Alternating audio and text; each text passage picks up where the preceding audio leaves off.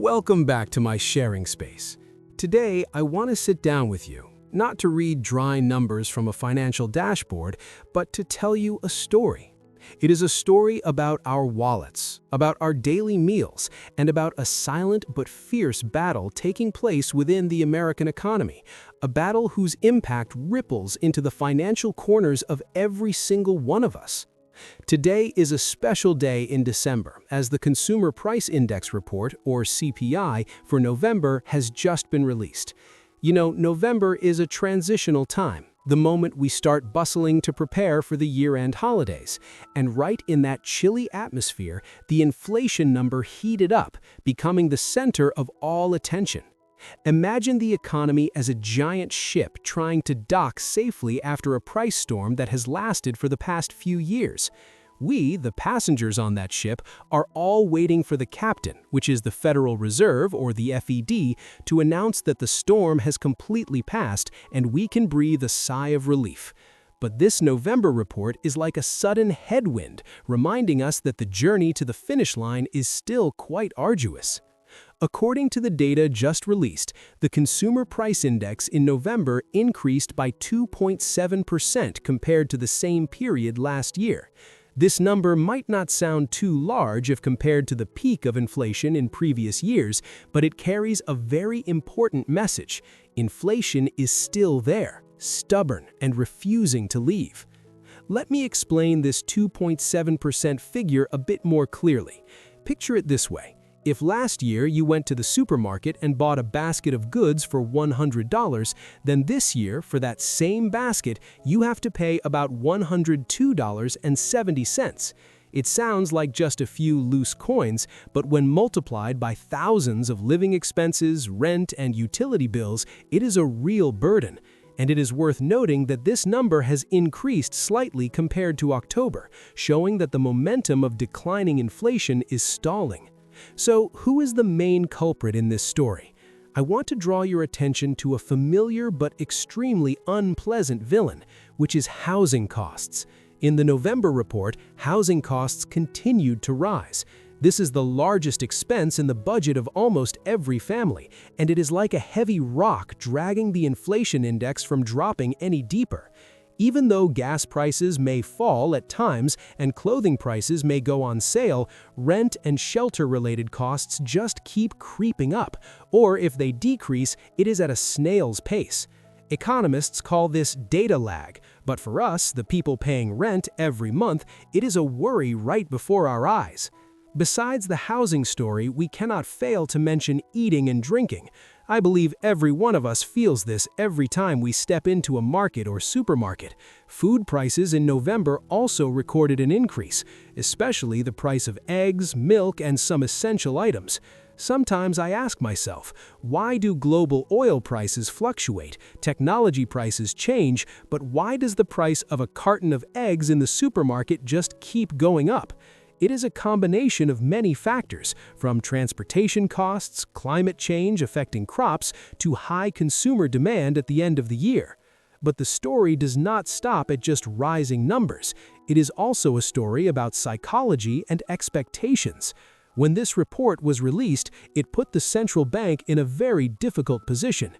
Imagine the FED as someone driving a car down a hill. They want to brake so the car goes slower, meaning raising interest rates to curb inflation. Then, when seeing the road looks smooth, they want to release the brake a little, meaning cutting interest rates to support economic growth. The entire financial market, from Wall Street investors to small savers like you and me, has been holding its breath waiting for an interest rate cut this December. However, with the November inflation report being stubborn like this, the Fed will have to hesitate a lot. If they cut interest rates too early when inflation is not truly defeated, the price monster could rise up strongly again. But if they keep interest rates too high for too long, businesses will be exhausted because of expensive borrowing costs, and people will also tighten their belts, leading to the risk of an economic recession. It is a brain-twisting problem with no perfect answer. I want to go a little deeper into a concept that the press often mentions, which is core inflation.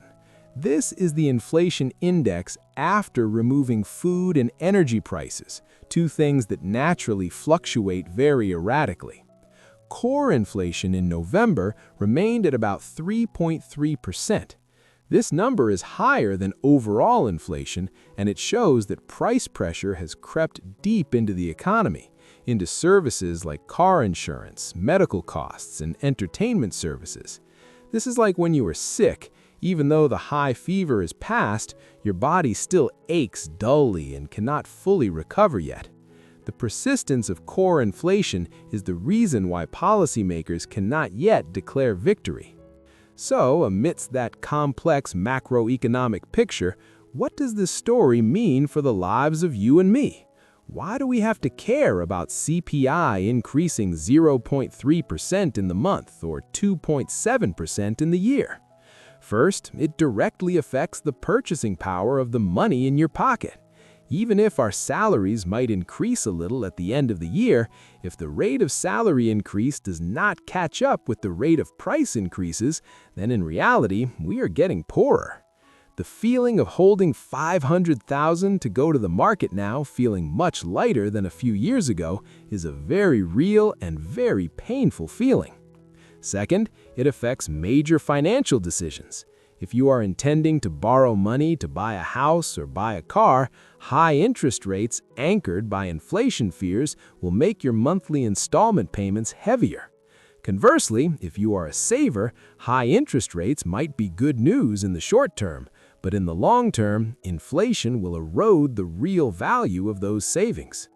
Third, and this is what I find most important, it affects consumer psychology. When we hear news that inflation is still high, the natural tendency is that we will worry, tighten spending, and postpone large shopping plans. And when millions of people do the same, the economy will slow down. It is a psychological spiral that we are very easily caught in. Now, let me tell you about a slightly more optimistic perspective. Although November inflation ticked up slightly or went sideways, the general trend for the whole year is still cooling down compared to the peak. We are no longer in the panic phase of previous years when prices skyrocketed by double digits. Global supply chains are more stable, the labor market is still quite solid, and American consumers, meaning us, are still spending resiliently. But that resilience also has limits. The November report is like a reminder that the final stretch to bring inflation back to the 2% target is the most difficult stretch. Economists call this the bumpy last mile. Just like when you run a marathon, the final kilometers are always when your legs are the most tired and your will is most easily shaken. I want to share one more interesting detail in this report that you might not have noticed, which is the price of used cars. After a period of sharp decline, used car prices have begun to show signs of increasing again or stopping their decline. This shows that demand is still there and car dealers are no longer under pressure to discount deeply to push inventory. It's a small indicator but reflects the health of the consumer. We are still shopping, but we are considering more carefully, calculating and comparing more. In summary, the story of November is not a disaster, but it is also not completely good news. It is a low note in the year-end economic music piece, forcing all of us, from high-ranking FED officials to housewives, to be more cautious and alert. We are living in a time where uncertainty becomes the new normal. Prices may not return to the cheap levels of the past, and we must learn to adapt to this new price level. And now to the most important part that I want to reserve specifically for you. After hearing the whole story about those macro numbers, what should we do? How do we apply this information to ourselves effectively? The first thing I did immediately after reading this report was to review my fixed expense list. Because housing costs and essential services are the main factors causing inflation, I advise you to try negotiating service contracts again if possible. For example, internet bills, insurance, or even rent if your contract is about to expire. Do not be afraid to ask, because sometimes just one question can help you save a not-so-small amount in the context of escalating prices. The second thing, be smarter in shopping for food. Because food prices are increasing, I have switched to the habit of planning the menu for the whole week and shopping with intent, avoiding impulse buying. I also take full advantage of discounts and supermarket offers. This sounds minor, but with food inflation like it is today, it helps me control my budget very effectively. The third thing relates to investment and savings. With inflation still lingering and interest rates possibly not decreasing as fast as expected, I choose to keep a portion of cash in high-interest savings accounts or money market funds. This is a safe shelter while waiting for the stock market and real estate to have a clearer trend. Do not rush to catch the bottom or invest riskily when the macro picture still has many gray areas. Finally, invest in yourself. In a world where the value of money is eroded by inflation, your skills and knowledge are the only assets that do not lose value and even increase in value over time. Learn a new skill.